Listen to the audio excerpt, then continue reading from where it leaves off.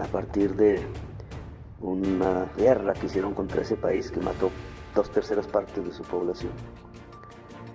En una presidencia, la del señor Francia, muy progresista, y que quisieron hundir a sangre y fuego. De ahí ha nacido esa relación que hace del pueblo paraguayo un verdadero pueblo hermano de Colombia, y que yo creo que debemos relanzar, porque a veces esos temas se olvidan. Paraguay puede ser un socio muy nuestro. Es hoy por hoy el país que tiene la matriz energética limpia más avanzada de toda Sudamérica. Su energía sale del agua, las cataratas de Iguazú se lo permiten. No solamente les sirve a ellos, prácticamente es su principal producto de exportación.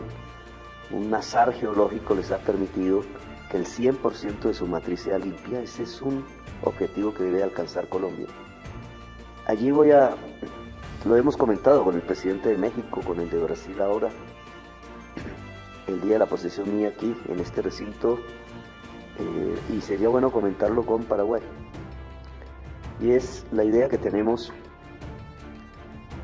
de construir una sola red eléctrica americana, desde la Patagonia hasta Alaska.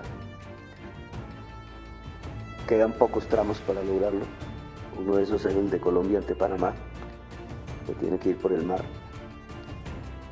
Pero si lográramos hacer ese circuito de energía eléctrica desde Patagonia a Alaska, resolveríamos dos problemas fundamentales. Uno es poderle entregar a Estados Unidos energías limpias. Ellos tienen dificultades para su tránsito de una matriz de energética limpias por los intereses económicos que se ligan al petróleo, al carbón, por la magnitud de las inversiones que tienen que hacer. Pero hay una ventaja si se mira las tres Américas. América del Sur es la región del mundo con más potencialidad en generar energía limpia. Paraguay lo demuestra. Pero no solamente por nuestra abundancia de aguas, sino por nuestra abundancia de sol, nuestra abundancia de vientos. Esa combinación permitiría generar mucha más energía de la que nosotros consumimos. Solo utilizar las energías limpias de la que es capaz La Guajira duplica nuestro actual consumo total de energía eléctrica en Colombia. Esa energía no se puede exportar, a menos que logremos tecnologías de hidrógeno verde en barco. Por tanto, la única manera de exportar la energía limpia es a través de la red eléctrica. Paraguay es el país que más exporta energía. Luego, esta idea debería ser impulsada también por ellos, si lo logramos acercar como socios. Un proyecto de integración latinoamericana, que en este caso es americana, siempre es la base de la verdadera integración. Mientras la Unión Europea se construyó a partir de un tratado alrededor del carbón y del acero, y el embajador de Paraguay lo va a mirar, es desde la perspectiva de la energía limpia y la electricidad. La Unión Europea ha tenido relativo éxito en su construcción unitaria. Comenzó con el carbón, que hoy quiere desechar el mundo. Nosotros podemos comenzar por el siglo XXI, que es la energía limpia. Esta es una idea que quiero que se explore con el Paraguay. Habrá muchos otros temas, pero si los impulsamos juntos y atraemos a México, que le interesaría, y a Brasil, y a los demás países latinoamericanos, un instrumento como CELAC podría ser la caja de recepción de este proyecto, de estudiarlo, de avanzarlo en factibilidad, prefactibilidad, diseño, y de atraer a los norteamericanos porque les interesa tener una fuente alternativa de energías limpias que ellos no tienen al interior de su país. Seguiríamos siendo exportadores de energía, pero esta vez ya no de energías fósiles, sino de energías limpias. En la Unión Europea, Bélgica, vecino de Holanda, hacen parte de una asociación entre ellos, pero Bélgica y Bruselas exactamente no es solo la capital de Bélgica. La embajada allí no es solo ante el gobierno del Reino de Bélgica. Incluso su principal papel es la Unión Europea. Es allí donde queda la capital de la Unión Europea y el embajador, en el caso de Bélgica, hace su oficio respecto a la Unión Europea. Es una de las principales embajadas de Colombia en el mundo, por tanto. Yo viví allí, esa es casi mi segunda ciudad. Aprendí cosas, me metí a la Universidad de Lovaina y durante ese año y medio pues, los estudié. Y estudié el tema de la Unión Europea, vi el desempeño tradicional de los embajadores allí. Uno muy famoso, Carlos Arturo Marulanda, paramilitar. Es decir, el gobernador, el embajador de Colombia ante la Unión Europea era un paramilitar. Hoy perseguido, no sé en qué estado esté su proceso. No volvió a Colombia, se escapó. La residencia del embajador, y esto no es solo en Bélgica, parece ser una costumbre reiterada que mira esa mentalidad aristocrática del cuerpo diplomático de Colombia. La residencia del embajador es un castillo, cerca de la avenida Roosevelt. La embajada era un piso de un edificio. Los colombianos eran mal recibidos, pero en cambio el embajador vivía como un rey. Su problema comenzó porque se compró un gran tapiz de hilo de seda, que es lo más caro que se puede conseguir, y en vez de ponerlo en la embajada, lo puso fue en su residencia personal. Eso mismo sucede en otros países. Y yo creo que Colombia debe intentar, tema del ministerio, ser más frugal en los modos de vida de sus embajadores.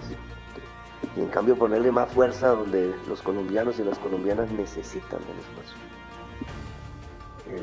El tema de Bélgica es decisivo por lo que acabo de comentar. Y para nosotros, entonces, la prioridad ya no es ver cómo se hacen los negocios del banano del Ecuador, que yo presencié que se hacían, con pagos de comisiones, de empresarios privados, sino cómo nuestra embajada logra un gran esfuerzo en los temas fundamentales para Colombia frente a la Unión Europea. Hay varios frentes ya abiertos que es importante concretar. Uno, la paz. Indudablemente, varios países europeos, casi todos, quieren tener un papel activo en el proceso de paz colombiano. Imbuidos ahora en una guerra en su propio territorio, como si no hubieran tenido la experiencia de la Segunda Guerra Mundial, una guerra que parece no tener perspectivas de final, Ucrania-Rusia, pues la Unión Europea necesita mostrar una faceta de paz, no bélica. Y la faceta de paz somos nosotros. Somos nosotros los que estamos llevando mensajes de paz al mundo, mientras el mundo está lanzando mensajes de guerra. Y aprovechemos eso. Ese panorama hoy se concreta con muchos más temas, que no solamente tienen que ver con el embajador ante Bélgica, sino con el embajador ante los Países Bajos. Nuestra propia transformación energética. Atraer una serie de inversiones en las energías limpias. Incluso lograr superar las inversiones en petróleo y carbón por inversiones en el agua, en el viento y en el sol. En la Unión Europea se desarrollan tecnologías que tienen poca posibilidad de ser utilizadas eficazmente en Europa. Parte de su industria pierde competitividad mundial, en el tiempo lo perderá más, porque su huella de carbón es alta, como los productos chinos y como los productos norteamericanos. Hacer esos productos en Sudamérica y ojalá en Colombia genera automáticamente que su huella de carbón sea baja. Por tanto, se volverían más competitivos, pero es producir aquí, no vendernos a nosotros. La posibilidad que los molinos de viento, la energía eólica, se hagan en Colombia y no los traigamos a costos altísimos, porque son unos gigantes, por lo menos en su estructura más sencilla. Ojalá pudiéramos hacer las turbinas la posibilidad de hacer los paneles solares aquí mismo, la posibilidad de montar la construcción automotriz a partir del vehículo eléctrico, por ejemplo, etcétera. Son posibilidades que una buena relación entre Colombia y en general los países de la Unión Europea nos pueden entregar. Entonces la paz, las energías limpias, se vuelven ejes de una relación que yo creo puede ser más fructífera de lo que hasta ahora ha sido. Con Alemania hay un reciente acercamiento hacia la construcción de una alianza para las energías limpias, que ellos necesitan y nosotros podemos producir. Que ojalá tenga éxito, ya ustedes se reunirán allá con embajadores de esos países respectivamente. Diana Carolina Olarte es de carrera administrativa, diplomática. No, no lo eres, pero lo que me habían dicho que sí.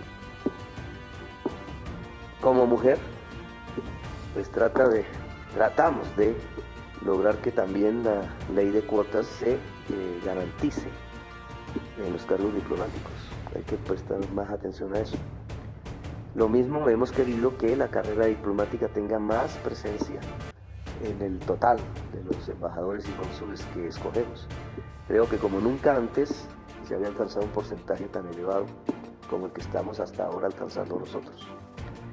En eso hay que perseverar porque al final la profesionalización en la carrera diplomática le da al país más ventajas en negociaciones, en temas difíciles que tratar e incluso en estas estructuras de gastos que hacemos innecesarios en lujos para embajadores aristocráticos cuando nosotros somos una república. Y el mayor flujo de recursos debe gastarse es en la colombianidad, que está necesitando de los servicios de su embajada y de sus consulados y que muchas veces quedan en la calle, nunca sin atención, sin ningún respaldo, sin que hubiese un país detrás de ellos cuando tienen uno, que se llama Colombia.